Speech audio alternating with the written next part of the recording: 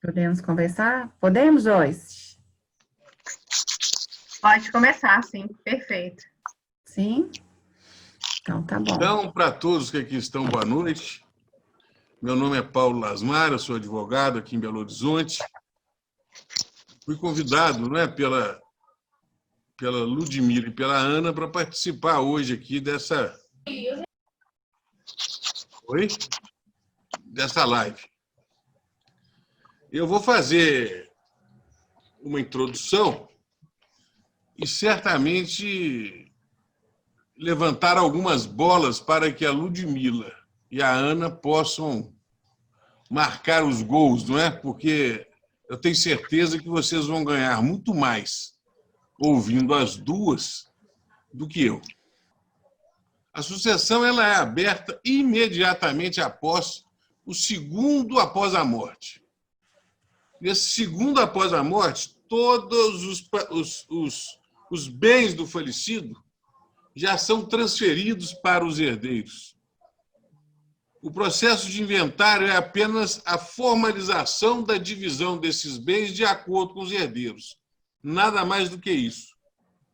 Mas a sucessão ocorre no exato momento da morte. O que a morte traz? Luto.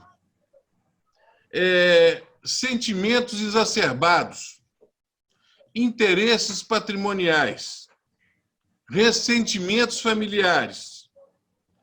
Às vezes, herdeiros fora do casamento, dívidas e acúmulos de problemas, empresas falidas, execuções inúmeras, agiotagem, o patrimônio todo comprometido. É uma situação absolutamente anômala.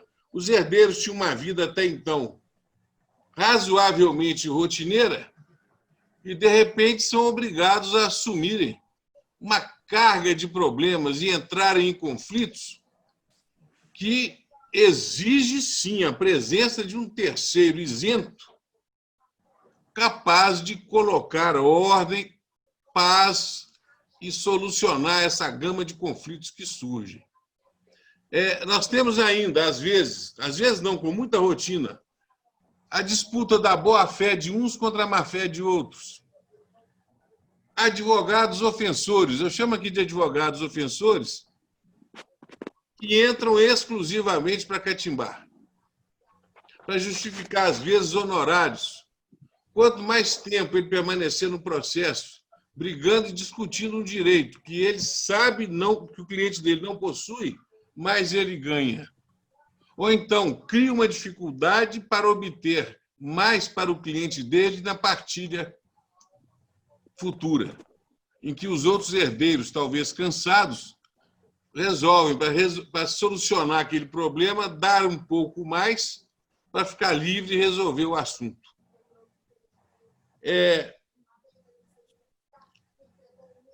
Muitas aqui são lá do escritório, e eu estava comentando antes da abertura, eu não vou citar o nome aqui, porque agora eu não posso, daquele inventário complicado lá que nós estamos tocando, que era daquele senhor que era casado com uma senhora, morreu com 90 e tantos anos, muito rico, sem herdeiros, e que os sobrinhos beneficiados no testamento ficaram muito frustrados com o que ficou para eles no testamento, porque o que era muita coisa 20 anos atrás, no momento da morte, virou pouco. E eles cresceram na expectativa de herdar a fortuna do tio. Só que o tio não atualizou o inventário. O testamento. E ele acabou deixando para eles um percentual dos bens de uma determinada sociedade. E esses bens foram vendidos ao longo do tempo, porque essa sociedade era uma sociedade imobiliária, que cuidava especificamente de um loteamento, que foi um grande sucesso e é um grande sucesso. Só que, quando ele morreu, praticamente todos os lotes tinham sido vendidos e restaram 4. Isso criou-se tantos problemas paralelos ao inventário, que é muito difícil você prosseguir com o inventário sem solucionar esses problemas. O tempo passa, o desgaste aumenta, os clientes começam a desconfiar da competência do advogado. E, para complicar as coisas, Belo Horizonte, 4 varas de sucessão. Durante quase um ano, ano passado, ficou apenas um juiz. Um juiz.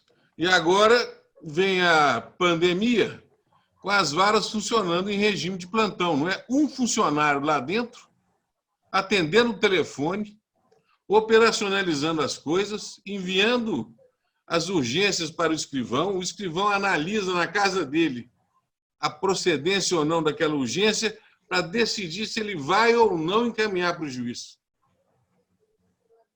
Quer dizer, é uma demanda represada que, na hora que esse fórum abrir, vai sair morte.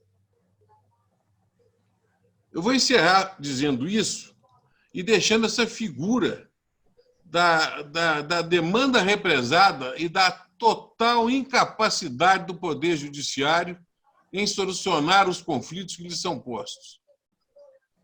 Tanto é que tanto o Poder Judiciário como os legisladores já estão criando, não é, legislações, mecanismos.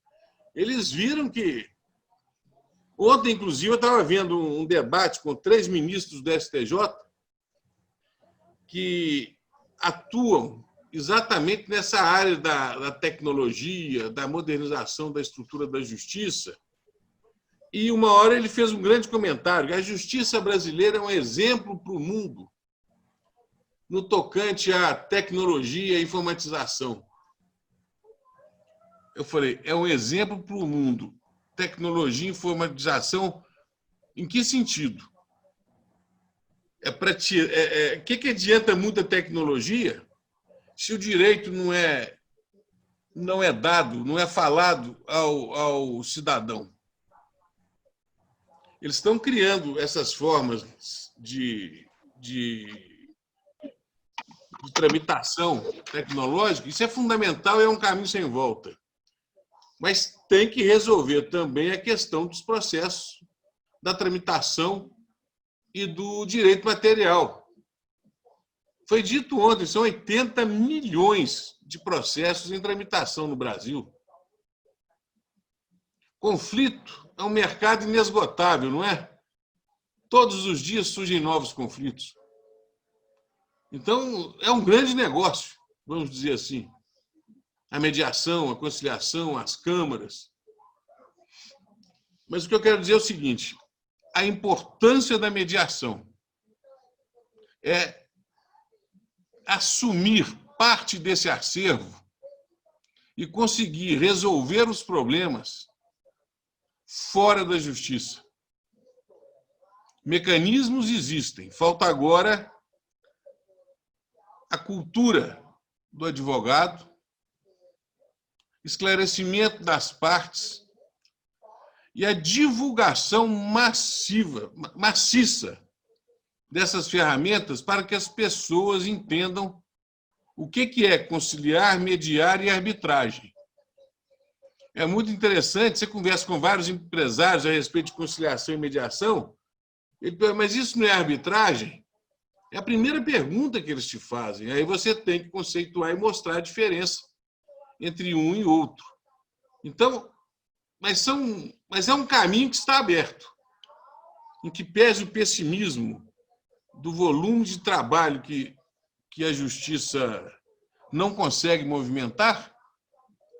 É um caminho sem volta, tecnologia com novos mecanismos de solução de conflitos, e cabe a vocês, ó, cheio de jovens aí, com auxílio da doutora Ana e da Ludmila e das demais mediadoras que estão aí, ó, darem conta disso, esclarecerem para o cliente: esquece justiça, vamos resolver aqui fora.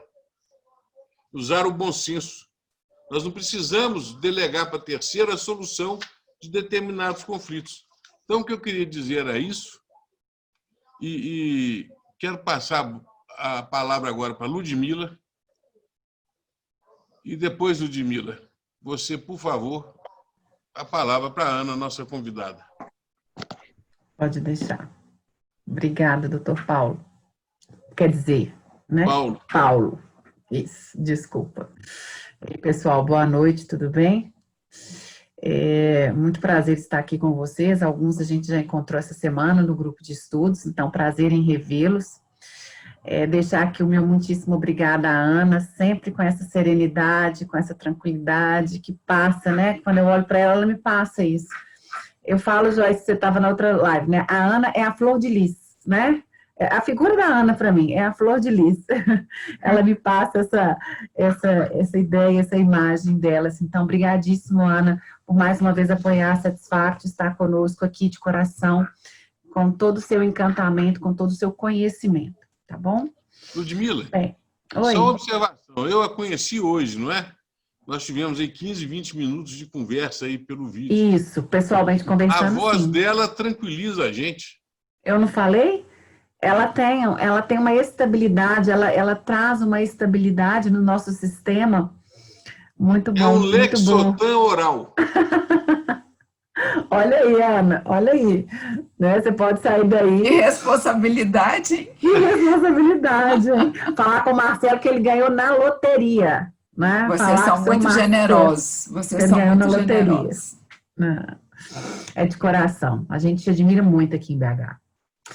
Olha só, pessoal, a gente estava conversando, eu, Paulo e a Ana, né, antes da gente entrar para a sala, e a gente comungava, assim, de alguns preconceitos que permeiam a temática.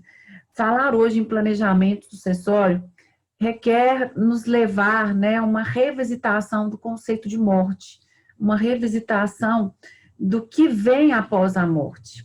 Então, como nós não temos essa cultura, esse hábito, né, que não vira uma rotina dentro das famílias, nós mal falamos no nome morte, né, o luto em si. Então, é um tema muito negligenciado, talvez, mas é um tema que nós escolhemos deixar de lado.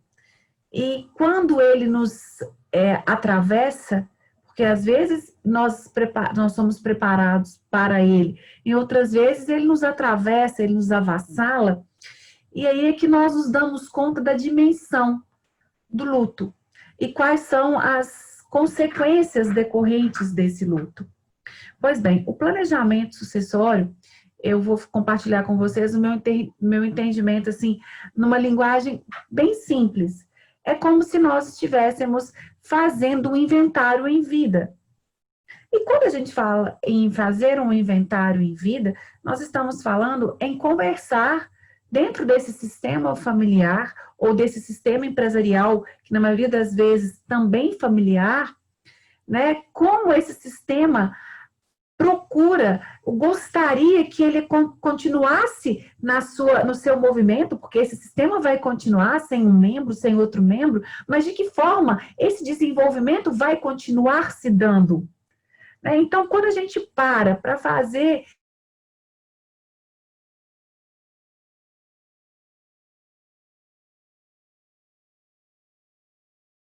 O microfone.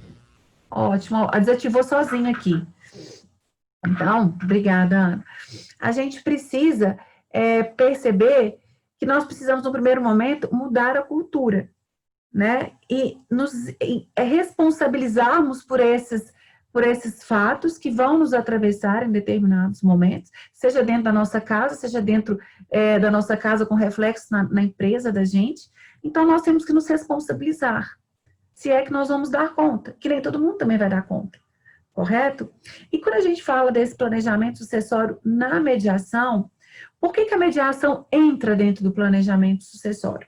Eu falava com a Ana, até Paulo, antes de você entrar, que eu penso que para a gente trabalhar um planejamento sucessório, nós precisamos trabalhar como equipe multidisciplinar. E aí a Ana, né, trouxe, Lud, você aproxima muito isso das práticas colaborativas. E sim, porque qual que é o meu pensamento? Eu penso que para a gente fazer um planejamento sucessório, nós vamos precisar do mediador e penso eu também, Ana, de um co-mediador, sabe? De áreas distintas, que um ali possa estar trazendo essa equalização necessária ali no sistema da mediação, e eu vou precisar de advogados, vou precisar de financistas, vou precisar de um contador, vou precisar talvez de um coach, vou precisar talvez de um psicólogo. Tudo depende do contexto daquela empresa, do contexto daquela família. Mas uma equipe multidisciplinar no intuito de ajudar na construção desse planejamento. Porque se o mediador está sozinho com o mediador dele ali, muitas dúvidas vão surgir, Paulo, muitas dúvidas jurídicas, e o que eu disse para a Ana, muitos conflitos periféricos começam a surgir também, ou a aparecer. Conflitos estes que talvez foram negados, negligenciados, ocultados, que nesse momento precisam vir à tona.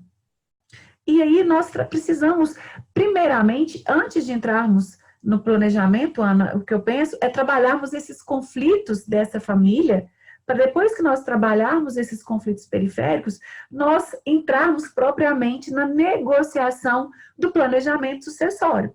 Porque se eu não trabalho toda essa lide sucessória que permeia, que passeia esse contexto familiar ou esse contexto empresarial familiar, nós não vamos conseguir fazer um planejamento que satisfaça aos interesses. Por exemplo, se eu pego o caso de uma empresa, né? Se o diretor dessa empresa, se ele quer fazer uma projeção de como essa empresa vai continuar operacionalizando após a ida dele, ele precisa, gente, do quê? Ele precisa de estar em sintonia, de estar num discurso ali com toda a equipe dele de acionistas ou com os outros diretores, para que isso seja viável e aceitável.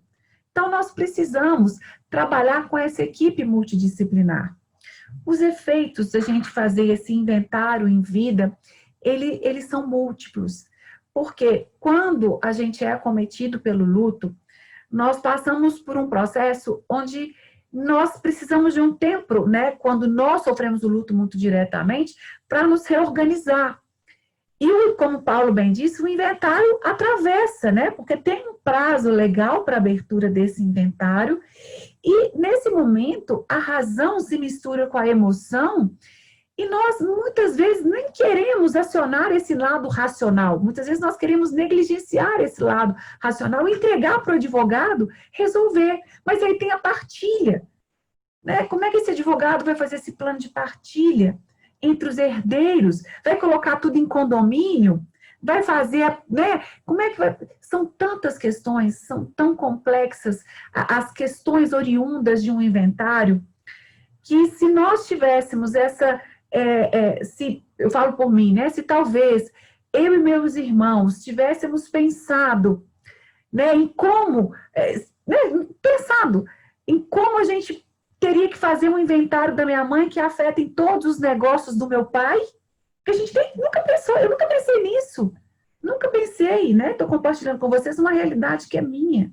Nunca pensei que eu estaria hoje trabalhando no inventário da minha mãe, que implica diretamente na empresa do meu pai, em todos os bens do meu pai. Então, no momento onde ninguém quer conversar sobre isso. Você está entendendo? Ninguém quer conversar sobre isso. E decisões precisam ser tomadas para que possa dar um andamento. E aí é muito interessante que meu pai, na própria ignorância dele, ignorância que eu falo do direito, das questões sucessórias, ele fala, nossa, se a gente tivesse pensado nisso, a gente poderia ter se planejado melhor. E aí, quando vem esse tema, né, do planejamento sucessório, né, na mediação eu falo, puxa vida, né, santo de casa não faz milagre, realmente não faz, né, eu não consigo mediar meus conflitos familiares. E, gente, né, uma empresa do meu pai, que é uma empresa de médio porte, não é uma empresa gigantesca nem nada, e eu vivenciei, estou vivenciando na pele a complexidade. E olha que nós não temos litígio entre os herdeiros, não temos problemas com o sócio do meu pai, mas é muito complexo. Então, quando a gente vive isso, a gente fala, não é com mais propriedade da temática, mas a gente fala de assim, eu sei que é muito doloroso, mas talvez doesse menos se eu tivesse tido coragem de ter conversado com isso antes, de ter encarado a morte como um fenômeno natural da vida e que eu preciso me responsabilizar eticamente com seus efeitos, principalmente quando esses efeitos vão afetar a minha família e o meu patrimônio. Bem, feitas essas considerações aí inicial, nós já estamos indo para 8h30, eu abro aqui agora para a Ana, né, partindo dessa minha defesa aí do planejamento sucessório, partindo dessa minha bandeira de que nós precisamos mesmo dessa equipe multidisciplinar para a gente construir esse planejamento sucessório dessa família, dessa empresa, e a Ana, que participou de um livro, né, dentro dessa temática, tem muito a nos agregar e a contribuir aí para o nosso crescimento profissional e para reflexões de como a gente pode trabalhar com essa temática dentro da Satisfactio nas nossas mediações. Ana, a bola está com você, querida. Ana, só uma pequena observação com o que a Priscila falou no final.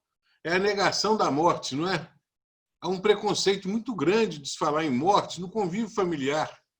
Ah, meu pai e minha mãe não vão morrer nunca. Que isso? Isso é um absurdo. Vai ser ofensivo, ele vai se ofender se eu tocar nesse assunto. Até mesmo, né, anteriormente ao casamento.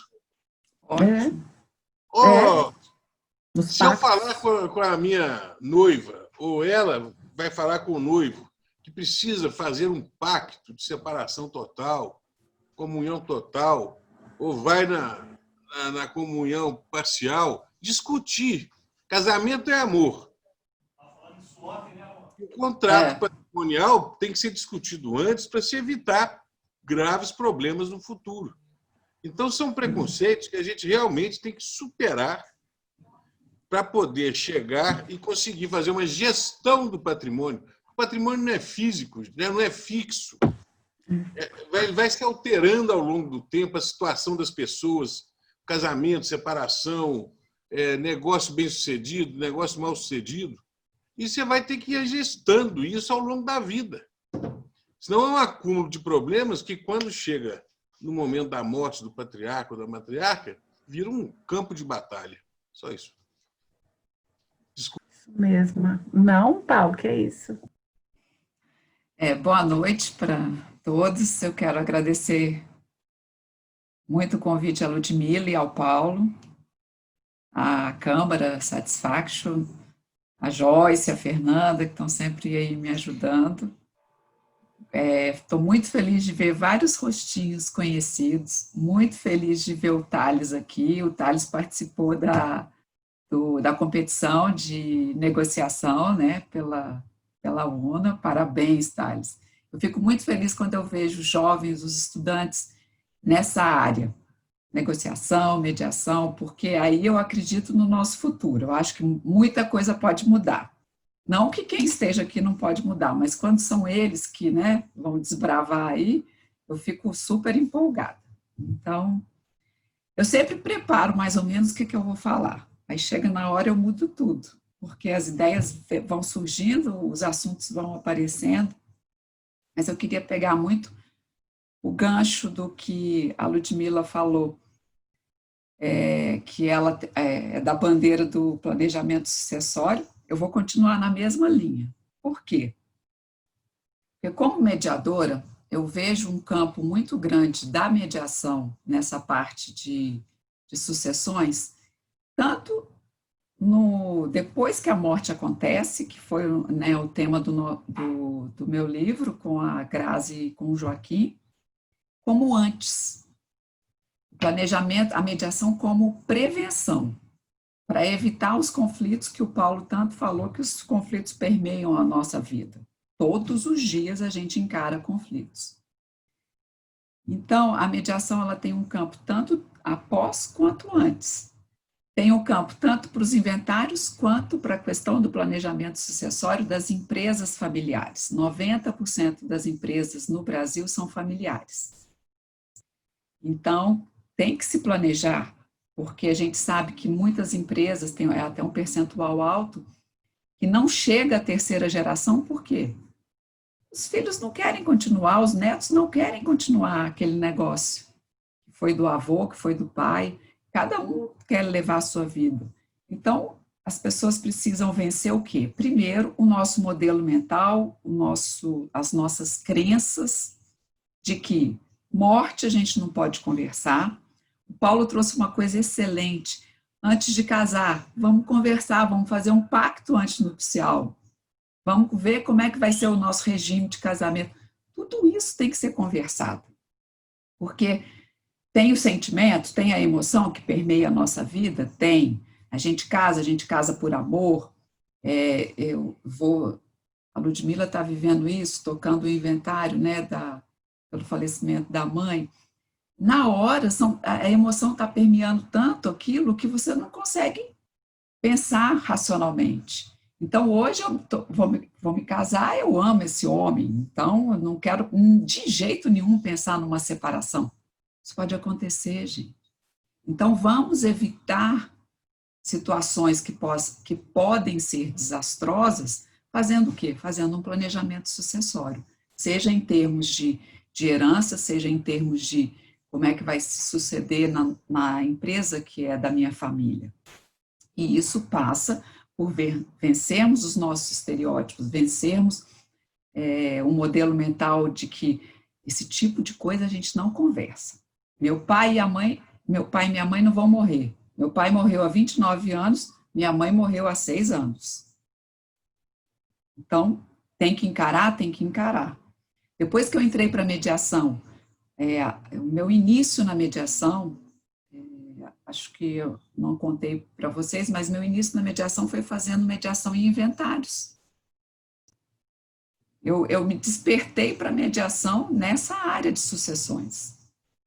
E eu passei, isso foi em 2001, 2002, e eu passei a falar para toda a minha família, pelo amor de Deus, faz um testamento. Pelo amor de Deus, divide seus bens e vida. Não vai deixar. E hoje eu ainda li uma frase para a Ludmila, que uma amiga muito querida mandou, que é o seguinte: herança é aquilo que os mortos deixam para os vivos se matarem. Em muitas mediações, em determinado momento, eu falo para as partes assim: vamos supor que os pais de vocês viessem aqui agora. O que vocês acham que eles iam falar para vocês? Aí a maioria vira para mim e fala assim: eles iam ficar horrorizados. Porque eu brigar com meu irmão do jeito que eu estou brigando, ou brigar com a minha irmã, ou não conversar com meu sobrinho, com o meu cunhado, eles iam ficar horrorizados. Eu falei: que bom que vocês estão chegando nessa percepção. Porque provavelmente os nossos pais não construíram o patrimônio deles pensando que aquela herança poderia causar tanta desunião. E o que eu acho pior ainda as brigas são tantas, os processos de inventário, eles são tão longos às vezes que no final as pessoas não têm nem o que partilhar, tem dívidas a serem, tem partilha de dívidas. Porque como o Paulo falou, a situação das varas de órfãos aqui em Brasília não é tão diferente assim no plano piloto. São muitos processos, e processos de 10, 15. Aqui em Brasília teve um conjunto, um shopping, eles ficaram 15 anos brigando. O shopping, ele quase fechou. Eles perderam muito dinheiro quando o pai faleceu. Como é que eles resolveram? Na mediação, depois de quase 15 anos. Hoje o shopping já foi revitalizado, etc. Está ótimo. Mas foi um período que eles perderam muito dinheiro, a ponto de chegar e pensar assim: nós vamos falir. Nós vamos ter só dívida para partilhar. Outra grande dificuldade que eu acho é que, por exemplo, a pessoa faleceu, vamos supor, meu pai faleceu, minha mãe faleceu, eu tenho que lidar com essa situação, como tanto o Paulo e a Ludmila falaram, já começa no funeral. Tem dinheiro para pagar o funeral? Como é que vai ser? Não, eu pago, e depois como é que vai ser essa divisão? Eu estou no auge da emoção. Por exemplo, eu sou de uma família que nós somos 8 filhos. Cada um de nós tinha uma relação com os pais, porque isso é natural, mesmo que os nossos pais nos amem da mesma forma, cada um de nós tem uma relação com os pais. Naquele momento, eu lido com a emoção de uma forma, meu irmão lida de outra, e aí começa. Na hora que a gente vai sentar numa mediação para conversar, um irmão vira e fala: mas você não lembra no dia da morte do meu pai que você falou isso, do nosso pai que você falou isso comigo? E aí a emoção, o sentimento, ele vai se tornando tão grande que acontece o que a pauta subjetiva ela fica superior à pauta objetiva. Porque se você pensa de forma nua e crua, bem racional, a gente está falando de quê? De bens, tem que ser partilhados. É algo muito objetivo. Mas a pauta subjetiva dentro dessas situações, ela é tão grande que ela impede que se consiga até conversar ou que se consiga colocar num papel um plano de partilha. Se consiga colocar num papel ler o testamento, pronto, tudo se desaba. Ah, ele gostava mais daquele filho. Ah, gostava daquele sobrinho. Nossa, deixou para uma instituição? Como assim? Ele fez um testamento, ele duvidava da gente. Testamento é outro tabu, né? Normalmente é outro tabu. A gente não tem, o brasileiro não tem o costume de fazer testamento. Então, são todas essas situações, e aqui eu estou querendo causar em vocês uma reflexão no sentido de planejamento sucessório atualmente é um instrumento muito importante? É, porque o que nós vamos fazer numa mediação com aquelas partes? A gente vai negociar, vai ajudá-las a negociar, mas negociar com uma pauta subjetiva muito forte, muito profunda. Então, primeiro, o mediador que vai atuar nessa área, ele tem que entender muito de negociação. Ele tem que saber que ele está mexendo numa área que ele precisa conhecer. Eu não estou dizendo que aqui, por exemplo, vocês tenham, quem não é expert em direito das sucessões, eu tenho que me tornar expert. A gente deve ter aqui mediadores que não são nem da área do direito. Eu tenho alunos que não são da área do direito. Não, mas eles precisam entender a linguagem que aqueles advogados e que aquela equipe multidisciplinar, de repente, vai trazer para aquela mesa de negociação. Tá? Eles tinham um testamento. Eles eram casados como? Qual era o regime de bens? Isso tem que pelo menos entender, porque senão o mediador ele fica boiando. E eu estava até falando para a Ludmila, não sei se o Paulo já estava na sala. Eu não faço mediação nessa área se não tiver advogado presente. Ana, o advogado não é obrigatório, não importa. Mesmo que eu seja formada em direito, ali eu estou como mediadora, e como mediadora eu não vou dar uma orientação jurídica. Então, eles têm que estar acompanhados. Ou se não estão acompanhados naquele momento, aparece uma dúvida jurídica, olha, tem que perguntar para o seu advogado. É importante que você tenha essa assistência jurídica, porque para evitar uma nulidade lá na frente. A gente estava conversando que, em termos de mediação judicial, os juízes têm uma certa resistência de mandar os inventários. Por quê? Porque tem uma série de situações jurídicas que precisam ser observadas. Então, isso tudo o mediador tem que estar muito atento. Muitos advogados aqui. É importante que o advogado também leve para o seu cliente. Olha, a gente pode fazer uma mediação antes de fazer uma mediação como um planejamento sucessório. Ou, às vezes, o cliente vem te procurar para fazer um testamento, para pedir orientações sobre isso. Então vamos...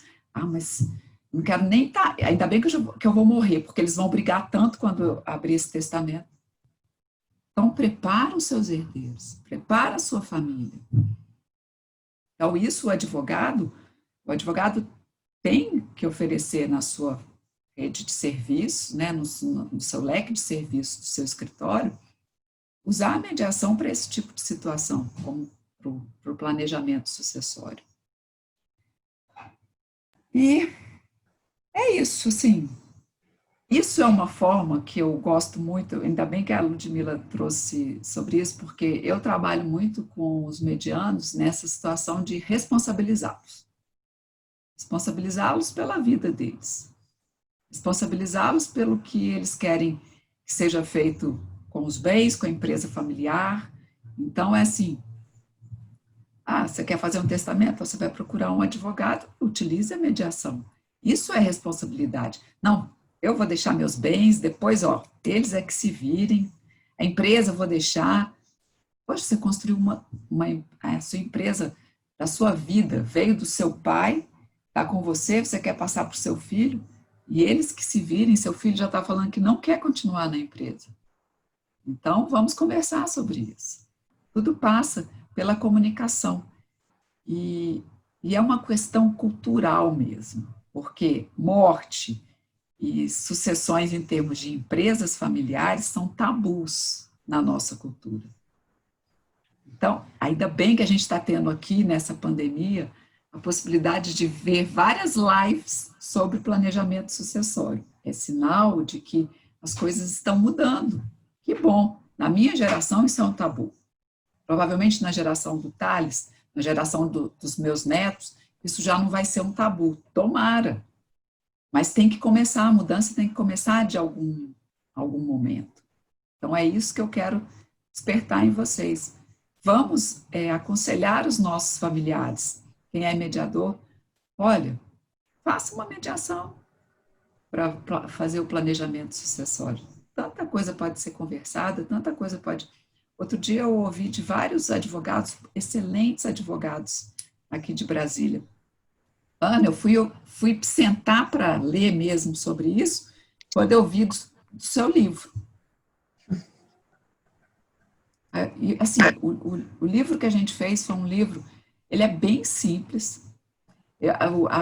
O melhor feedback que eu tive foi da minha irmã, que é psicóloga. Ela virou e falou assim, entendi tudo do seu livro. Eu falei, opa, é isso que eu quero. Alguém que não entende nada da área, que fale, poxa, agora eu estou entendendo o que é isso, o que a gente pode fazer antes de morrer. E para vocês terem uma ideia, foi tão impactante para ela que ela fez um testamento. Ela falou, não, e ela é a minha irmã mais velha, ela vai fazer 79 anos. Olha então, só. Ela fez uma mudança, houve uma mudança para ela é bem rigorosa e tudo, ela falou, nossa, aí que eu vi como é importante. Então, era isso, assim, de uma forma bem simples que eu queria dividir com vocês. Ótimo, Ana, muitíssimo obrigada. De uma forma muito simples, leve e super didática, como sempre. Ô Joyce, eu queria que você falasse um pouquinho para a gente, né? Eu sei que não foi combinado isso, mas você trabalhou muito com isso na época que você estava na parte da administração financeira, né, como gerente de banco. Você tem também uma expertise nisso. Eu acho importante a gente ouvir você que está no direito, que é mediadora, mas também que tem uma outra área de formação.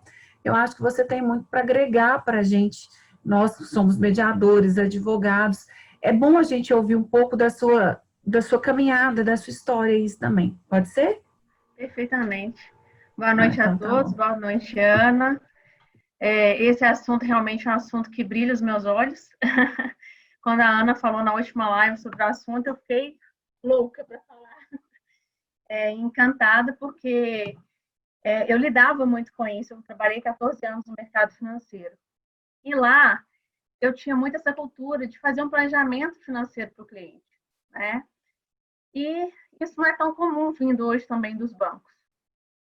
E eu tinha um pouco, às vezes, de dificuldade, porque antes do cliente parar para pensar na morte, ele parava para pensar na venda casada do banco, naqueles produtos que o banco queria inserir para ele, sem ter realmente um sentido. Então, existia uma planilha no banco de planejamento sucessório que ninguém utilizava, e eu amava essa planilha. Onde você colocava a idade do cliente, o patrimônio do cliente, e lá você direcionar, ele via o que ele tinha de aplicações de curto, de médio e longo prazo, onde você percebia, através dessa entrevista com o cliente, o quanto realmente eles não se planejavam no médio e no longo prazo. E o cliente falava, olha, eu não quero pensar em morte, se eu falecer, minha família que se vira para resolver tudo, eu estou deixando muito dinheiro. E na maioria das vezes, o dinheiro desses clientes estavam em aplicações que não tinham liquidez imediata. Então, eu já vi muitos casos no banco, realmente, de inventário, a pessoa falecia e a família ficava desesperada, às vezes passando dificuldade, porque todo o dinheiro do mantenedor de renda estava preso em aplicações sem liquidez. Então, as pessoas precisavam ter autorização judicial para vender um imóvel, para pagar o inventário, para pagar o imposto, para pagar o funeral. E aí, eu gostava muito de passar essa realidade para o cliente, tanto que é importante ele fazer um seguro de vida, e se ele vir a falecer de imediato, ele vai receber aquele recurso que ele vai poder utilizar para poder assumir as despesas do inventário, né?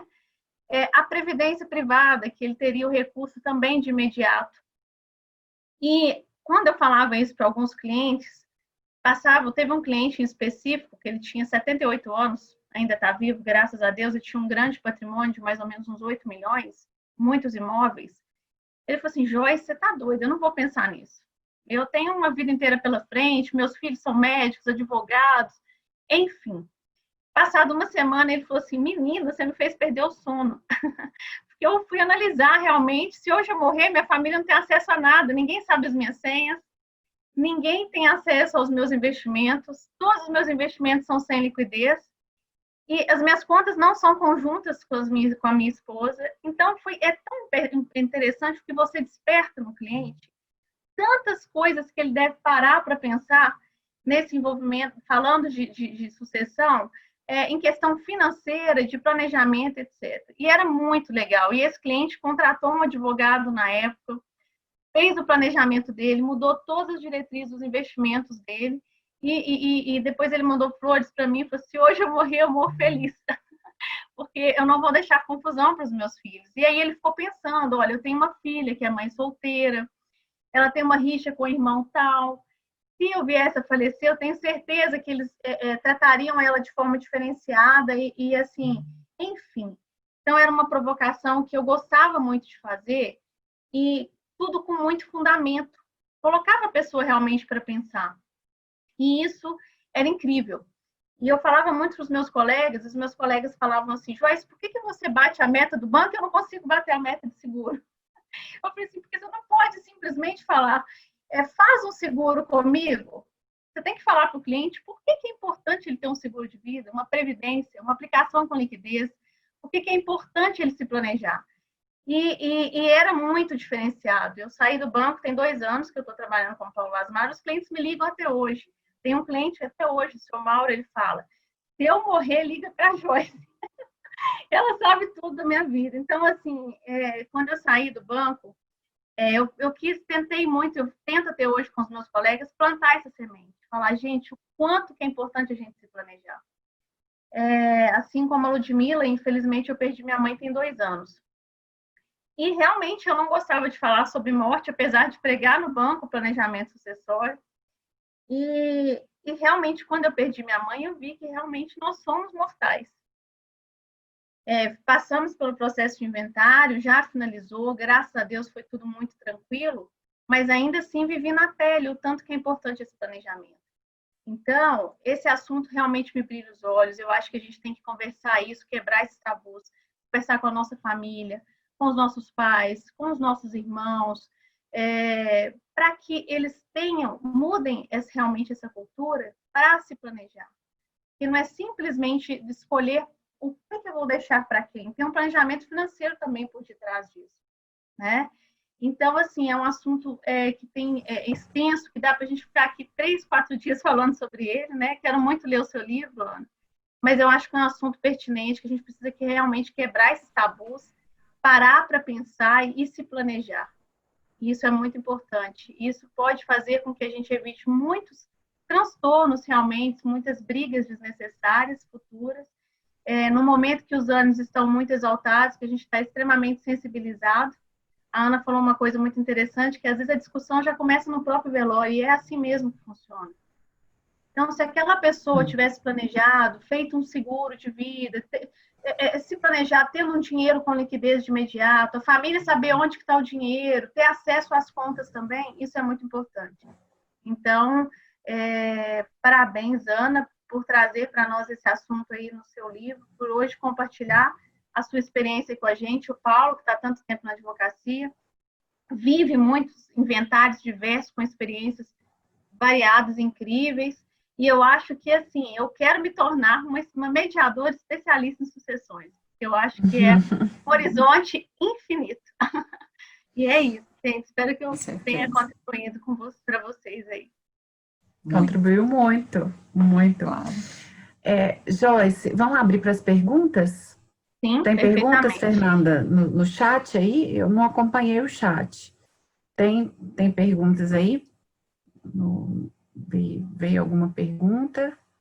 No chat ainda não, mas se vocês querem fazer pergunta, pessoal. Acho que a Ana quer falar alguma coisa. Não, acho que eles já entenderam tudo. Já vão fazer o planejamento amanhã. Nós somos muito claras. Vou dar um exemplo sobre o acerramento dos ânimos. Eu era estagiário, trabalhava com meu pai, e meu pai tinha um amigo, não vou citar o nome, casado com uma senhora, casamento de longa data. Ele era muito rico, dono de empresas, etc. Um belo dia ele morreu. A esposa dele, a inventariante, ela tinha muita preocupação com o sócio do marido dela. Porque esse foi um sócio, a vida inteira foi sócio do marido, e a divisão societária era igual. Não era sócio minoritário ou maioritário. Os dois cresceram, criaram patrimônio juntos. E logo depois que ele faleceu, ela passou a desconfiar que ele estava roubando deles dinheiro da empresa. Os filhos maiores, assim que o pai faleceu, foram trabalhar com esse sócio, lá entraram para dentro da empresa. Quando a mãe começou a questionar a idoneidade do sócio, os filhos entraram em pé de guerra com ela. O inventário estava correndo lá no escritório. Eu acho que eu já contei esse assunto para a Luísa ou para a Letícia, que estão no escritório há mais tempo. Meu pai estava sentado na mesa, eu, estagiário, curioso, sentado ao lado aqui na quina, escutando ele conversando e tentando aparar as arestas. Num determinado momento, o filho vira para a mãe e fala assim: o que essa vaca já fez na vida? A mãe vira para ele e fala assim: te pari, seu desgraçado. Nunca mais eu esqueci isso na minha vida. Passaram-se 6 meses, perícias, etc. A mãe tinha razão. O sócio estava roubando dinheiro da família. Nunca mais reconstruíram a relação familiar. Viveram bem a vida inteira. Depois desse fato, nunca mais. Uma tristeza.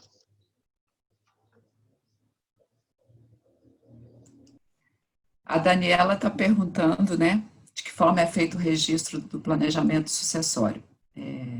Se o mediador faz uma ata ao final, com os combinados, isso é levado a registro. Se for um planejamento sucessório para a sucessão da empresa familiar, isso pode ser levado a registro, com certeza. Se for em termos de mediação preventiva, ela normalmente vai dar origem a um testamento. E aí tem que seguir todos os ritos, né?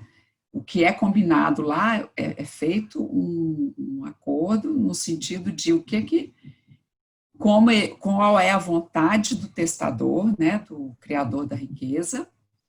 E isso vai depois, e o testamento vai seguir a forma como ele vai escolher, né? O rito que ele escolher. Mas não precisa ser, pode ter as diretrizes, mas não é algo que a essa ata vai ser registrada, porque vai dar origem ao testamento. Ou então pode ser uma mediação apenas para eles conversarem. Como é do planejamento aquela sucessório, tem diversas formas de se fazer. Mas se está tendo muita briga, o ideal é que seja feito um registro no cartório, sim, para que fique constando. Patrícia perguntou, Ana, falasse um pouco de filhos fora do casamento. Eu já trabalhei numa mediação, não com planejamento sucessório, mas com partilha de bens. entre 3 filhos do casamento e um outro filho fora do casamento. E aí foi muito interessante, porque eles só se conheceram no velório do pai. Os 3 filhos só conheceram o outro irmão, o menino já tinha 18 anos, no velório do pai, ou seja, essa vida inteira do menino, durante 18 anos, eles não conheceram o irmão. E aí eles procuraram, né, a mediação, porque tinha uma casa, um imóvel, e os 2 irmãos estavam concordando de vender a parcela, que estava tudo em condomínio, a cota parte, para a irmã, que a irmã já estava morando na casa com a filha. Então, eles me procuraram, porque ele queria que o irmão, fora do casamento, também vendesse a parte dele para a irmã, porque eles queriam que a irmã ficasse na casa. E foi uma mediação, assim, que me marcou muito. Por que que me marcou muito? Porque, primeiro, quando você fala do aspecto subjetivo, enquanto os 3 irmãos do casamento estavam querendo ali, né, uma parte meramente negocial de, como quase uma compra e venda, mas aqui, quanto que você vai vender para fulana? A sua cota parte. O menino só queria ser reconhecido como irmão. E aí foi muito, assim, foi muito gritante para mim, aviltante aos meus olhos, ver os 3, e eles não ficaram, né, foi uma mediação grande, foram os 3, e o menino não conseguia nem ficar perto deles, né, na mesa redonda, eu, a mediadora, os 3 e o rapaz. E o rapaz olhava com olhos de encantamento para os irmãos. E o rapaz era a cara do pai falecido. Então, tinha um filho que não aguentava olhar para o irmão. E ele falava assim, eu não aguento olhar para você porque eu vejo meu pai. E ele falou isso na mediação. E ali o menino falou assim, eu vendo. Quanto que é? Ele não sabia nem o valor da cota parte dele na casa. Ele tinha 25%. E aí ele falou assim, mas como assim? Aí eu falei, mas como assim? Tem um valor de mercado? Tem algum critério objetivo para nós trabalharmos aqui? Né? Qual é o valor? A casa está avaliada ali nos 300 mil. A menina falou assim, não, tudo bem. Não tinha advogado, Ana, não tinha advogado, Paulo, era pré-processual. E ali, Ana, eu falei assim, olha, esse eu acho que a casa vale 300 mil, né, o fulano aqui está concordando, né, com a intencionalidade aí de vender para a irmã, a cota parte, eu penso que é necessário trabalharmos com critério objetivo. Então, vamos marcar uma nova reunião, né, para que você amadureça mesmo essa sua decisão e para que vocês possam pensar num critério objetivo desse valor dessa casa. E aí, eu falei, vocês têm alguma sugestão por agora? Aí, a irmã falou assim, lá perto de casa tem uma imobiliária que eu posso pedir o rapaz para fazer uma avaliação. Eu falei, ótimo, então quem sabe na próxima sessão você já traz um laudo de avaliação realizado. E você, fulano de tal, também gostaria de realizar um laudo? Aí ele, não precisa. O valor que ela trouxer no laudo, tá bom. E aí, sabe qual foi o valor do laudo da casa? 700 mil. Então, a gente tem que ter muito cuidado, né? Por exemplo, não é um planejamento. Eu estou só contando o caso desse filho. Porque a necessidade dele era ser reconhecido. E aí eu fui trabalhando, essa mediação durou 5 rodadas, 5 sessões, e eu fiquei muito feliz que na penúltima eles conseguiram marcar um almoço de família. Então esse rapaz foi conhecer a casa, o menino não conhecia a casa que ele tinha, 25%, eu não me recordo ao certo quanto que era a porcentagem dele no condomínio. Ele foi conhecer a casa e a irmã chamou ele para almoçar lá. E na última sessão, eu estava embaixo, ele chegou de mãos dadas com as sobrinhas, com as 2 sobrinhas, que era a filha da irmã. Enquanto eles esperavam a mediação, eu observava aquilo, as meninas estavam no colo dele, a irmã conversando com ele numa boa. E aí, no início ali daquele quebra-gelo, né, eu perguntava, e aí, como é que nós... Menina, eu conheci a casa, minha irmã fez um almoço gostoso, minha irmã fez um almoço gostoso demais pra gente no domingo. Então, assim, a Patrícia que traz, é muito delicado, né, esses conflitos, porque os interesses são distintos. Enquanto 3 irmãos queriam comprar a cota parte do irmão fora do casamento, esse não estava preocupado com o valor financeiro, pecuniário, ele só estava querendo viver em família, ser reconhecido como parte integrante daquele ethos familiar. Então, assim, é muito complexo, sabe, Paty? E eu acho que a gente pode mesmo utilizar a mediação, tanto preventiva, quanto quando ela já acontecer, a Ana tem as experiências aí no direito sucessório, que esses conflitos familiares, eles são engatilhados com a morte disso. Ou quando também, Ana, tem outra relação, né, afetiva, além da esposa. E aí, essa também é um outro caso também que você também já deve ter feito, que eu fiz dos filhos reconhecendo aí a companheira, não vou falar amante, mas a companheira do pai que falecido, que a mãe era viva, que o pai tinha esse relacionamento, que tinha filho. Então, todas essas questões são muito delicadas, que nós precisamos trabalhar antes de a gente entrar numa negociação ali de partilha ou de planejamento, né, de fazermos esse projeto. Eu acho que isso é um projeto futuro, né, de gestão de conflitos familiares. Tem mais alguma pergunta aí? Ana, quer comentar? Não, só complementando uma partezinha, porque como o Paulo disse, essa parte aí vem muito bem no que você está falando, Ludmila, porque essa parte de, se não trabalharmos essa questão dessa pauta subjetiva, provavelmente pode ser que não se consiga fazer, por exemplo, a partilha, a parte negocial.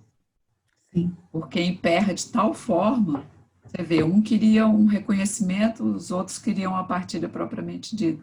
Se você não conversar sobre isso, não resolver isso, eles não vão nem conseguir sentar na mesa de negociação, olhar um para o outro, vão se sentir desatendidos, invalidados, e aí é só aumentando o conflito, né? Sim, sim. Tem uma pergunta que a minha outra dúvida é, se visto pelo prisma procedimental, vocês acham que a facilitação de diálogo poderia ser mais apropriado ao contexto em análise do planejamento sucessório, se comparado à mediação, por a mediação pressupor a ideia de negociação? Quem perguntou isso foi a Lívia. Lívia. Tem uma pergunta antes. Então, peraí, Ana, eu não vi. Qual que é a outra? A dela, obrigada pelas brilhantes exposições, tá. Gostaria de perguntar se acha que poderia haver negociação de herança entre o titular do patrimônio e os sucessores em mediação, mesmo considerando a vedação do pacto sucessório.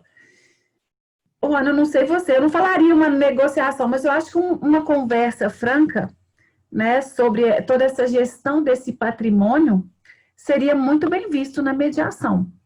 Seria uma antecipação.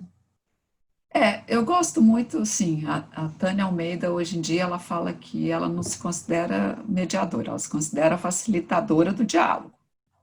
Todos nós aqui que somos mediadores, nós, na realidade, facilitamos o diálogo. E a gente tem que pensar assim, como é que a gente negocia? Através da comunicação. A mediação é uma negociação facilitada, assistida por um terceiro imparcial e neutro, um mediador. Então, está tudo muito interligado.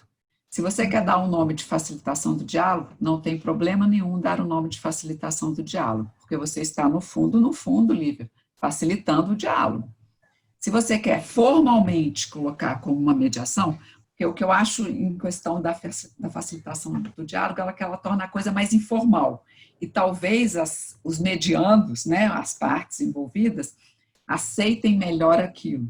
Vocês vão participar de uma facilitação do diálogo e não de uma mediação. Mas, assim, em termos de prática, né, de forma prática, acaba sendo tudo a mesma coisa, nesse sentido. E não tem como a gente facilitar diálogo entre outras pessoas, não tem como a gente mediar se nós não soubermos sobre negociação também. Então, está tudo junto e misturado. Sobre a sua primeira pergunta, em termos de pacto sucessório, a gente não pode fazer nada nessa facilitação de diálogo, nessa mediação, que vá, por exemplo, atingir a legítima, que vai atingir a ameaça, nada disso. A gente negocia e eles podem negociar aquilo que é disponível. O restante a gente não vai ter como, porque depois eles não vão conseguir nem registrar, nem fazer nada. Então, a gente tem que ter muito, por isso que eu falo que eu sempre Presença do advogado. Presença do advogado, para poder garantir que aquilo ali esteja sendo feito em conformidade com o ordenamento jurídico. Com direito, né? Com direito sucessório. Uma coisa que eu prezo muito é, nós mediadores ou facilitadores do diálogo, a gente não pode tornar nada pior do que está. A gente pode não ajudar em nada, mas pior do que está, não. E a gente, imagina, trabalhar algo que, vamos dizer, é ilegal, a gente vai tornar a coisa muito pior, né? Então, não façamos isso. Não sei se o Paulo e a Ludmila querem. Eu acho, Ana, que é uma oportunidade para eles estarem conversando. Né? Não pode ali fazer o pacto sucessório, Lívia, mas talvez é uma oportunidade que o pai tem com os filhos ou com seus herdeiros de estar conversando. E talvez os herdeiros tirarem algumas dúvidas, né? Alguns porquês que, enquanto o pai está em vida, eles vão ter resposta. Depois, quando esse pai já não estiver mais em vida, eles não vão ter resposta. E aí eles vão evitar muitos conflitos entre eles. Então, talvez não fazer o pacto em si, mas criar um ambiente para que possa existir um diálogo entre esse, né, o futuro de cujos aí e os seus herdeiros, que é o caso que a Ana traz da mediação preventiva. E eu acho que isso é uma gestão familiar adequada, né? É uma mediação preventiva, mas isso é gestão familiar, que a gente também não tem essa cultura. Porque sabe o que aparece muito nas mediações assim, Lívia? Não sei se você já fez alguma, um irmão virar para o outro e falar assim, você era o preferido do papai. E eu era o rejeitado. Os ressentimentos, né, Ana? Muito. Então, assim, é uma possibilidade que eu acho que o criador de riqueza gosta de falar assim, né? O autor ali do patrimônio, ele tem de virar e falar assim, olha, vocês podem ter as suas divergências, mas tudo que eu construí é para todo mundo. Agora vamos conversar como eu acho que ficaria mais adequado. Que vocês, de repente, a casa onde ela vive, que vamos supor que uma filha morasse na casa com ele, que ela ficasse na casa. E não que vocês vendessem a casa para partilhar o valor. São essas coisas que, nessa facilitação de diálogo, é possível, que é o que a Ludmila falou, da gestão familiar, de se conversar e de colocar na mesa como é que ele imagina, poxa, ele construiu aquela riqueza. Até como ele gostaria, né, Ana? Porque uma das estratégias, como você faz, né, às vezes eu falo assim, imagina que seu pai está sentado conosco aqui nessa rodada negocial. Imagina que do meu lado aqui, meu co-mediador fosse o seu pai. Quais perguntas você acha que seu pai estaria fazendo para você agora, nesse momento? Então, em vez de a gente fazer ali, quase usar uma técnica da constelação, né? Não é fazer uma constelação familiar, mas usando de alguns artifícios da constelação ali na mediação, a gente pode fazer que em vida esse pai até mesmo explique para esses filhos, né, o que ele gostaria. E, gente, eu estou lembrando de uma mediação que eu fiz aqui, também direito sucessório, que um irmão, olha que loucura isso, lembrei disso, Ana e Paulo, que um irmão era espírita, e ele queria, na mediação, ler a carta que ele disse que a mãe tinha trazido para ele ler na mediação.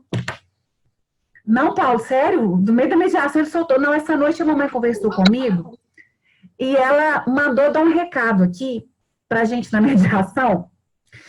Gente, eu não permiti, Ana, naquela hora ali, Paulo, eu não permiti, eu falei assim, olha, nesse momento, nesse contexto, né, eu prefiro que você passe essa carta para os seus irmãos, que você comungue, fora aqui da rodada da mediação, porque aqui a gente tem que deixar bem separados os espaços da religiosidade, do sagrado, aqui a gente não está trabalhando, e né, pode ter irmão que não comunga da mesma espiritualidade que você, e eu poderia me sentir constrangida com os outros partícipes. Foi essa saída que eu fiz para não ler a carta que o moço, né, o filho, trouxe que a mãe tinha falado para ele escrever, para ele ler na mediação. Quem sabe a mãe estava dando ordem para o outro, deixar o outro levar tudo, né? Não sei, Paulo, eu não quis nem ler a carta. Eu não quis ler a carta. Mas eu já passei por isso, Ana. São cada coisa que a gente passa. Eu tenho uma amiga mediadora que uma das filhas, para quem acredita, né, incorporou a mãe no meio da mediação. Foi um auê, ela me contando, não foi comigo, né? Foi com uma amiga minha. Ela me contando que ela não sabia o que fazer. Foi assim, foi uma história sui generis. Com sobrenatural, mediação com participação do sobrenatural. Agora, tem um aspecto que não foi abordado, também é importante, só de relance aqui. Às vezes a família, o núcleo familiar, pai, mãe, filhos ali, convivem bem, se gostam e não tem muito conflito. Mas depois da morte de um dos cabeças, o pai ou da mãe, continuam se gostando, mas surgem conflitos em decorrência dos agregados, né? Genros e noras. Isso é um problema ácido também. Perfeito, verdade.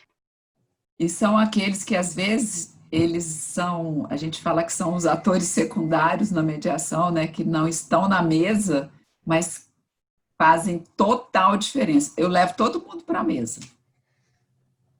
Sim. Porque senão a gente constrói as coisas, na semana seguinte já foi tudo desconstruído. Exatamente. Impressionante. Isso é muito válido. Às Paulo. vezes a gente escuta, doutor Paulo, falar assim, eu vou conversar com meu marido, aí eu falo, não, na próxima mediação eu gostaria que ele também estivesse presente. O que vocês acham? Né? Assim como as esposas dos outros irmãos, né? Como que a gente... vamos convidá-los, né, para a gente ver essa possibilidade.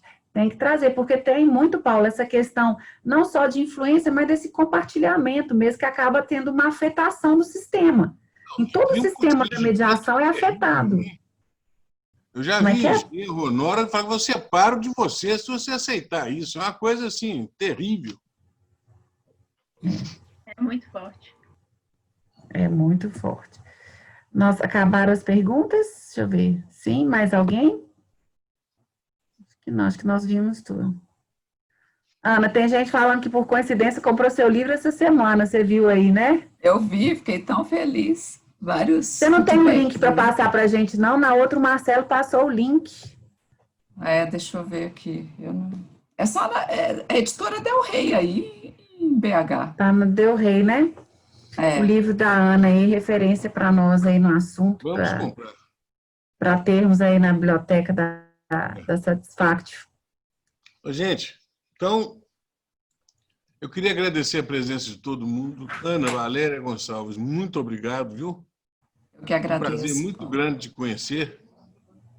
Já ouvi falar muito de você através da Ludmila, do a Ludmila Marcelo. É suspeita. Exato. Ela fala, gosta muito. A Lívia colocou aí. Obrigada, Lívia. Obrigada, Lívia. Joia. Fernanda, cadê a Fernanda? Obrigado, Fernanda. Está aqui. Joyce, obrigado. A turma aí do escritório que está presente. Olha o Roberto, meu amigo aqui, ó. Ei, Roberto, se pudesse servir um bombom agora, hein?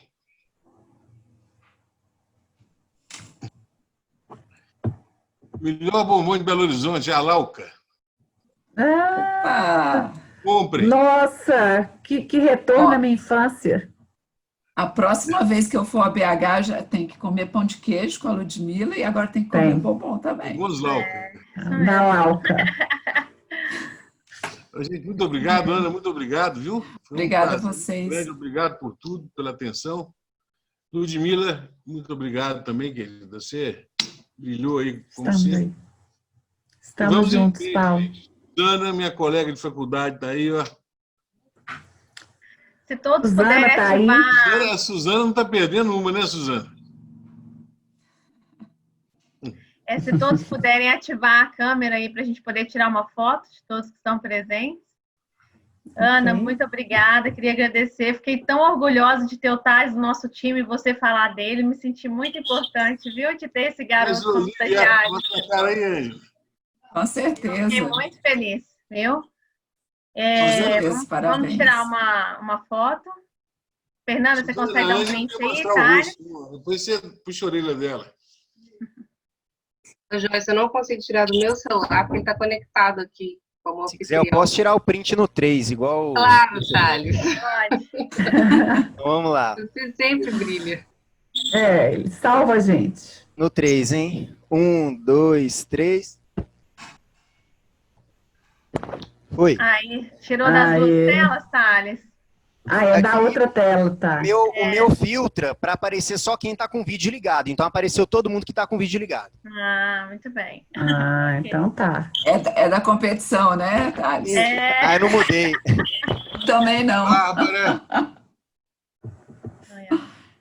Gente. Gente, muito Um bom. abraço. Vamos Gente, muito marcar. obrigada, viu? Obrigada, Muito Ana. obrigada Vamos- mesmo. Vamos Foi muito marcar bom. outros encontros aí. Foi ótimo. Com Vamos certeza. sim, Obrigada. vamos sim. Beijo. Beijo, Gente, tchau. Com Deus, gente. Bom final de semana. Bom final de semana. Igualmente. Tá, gente. Muito obrigada.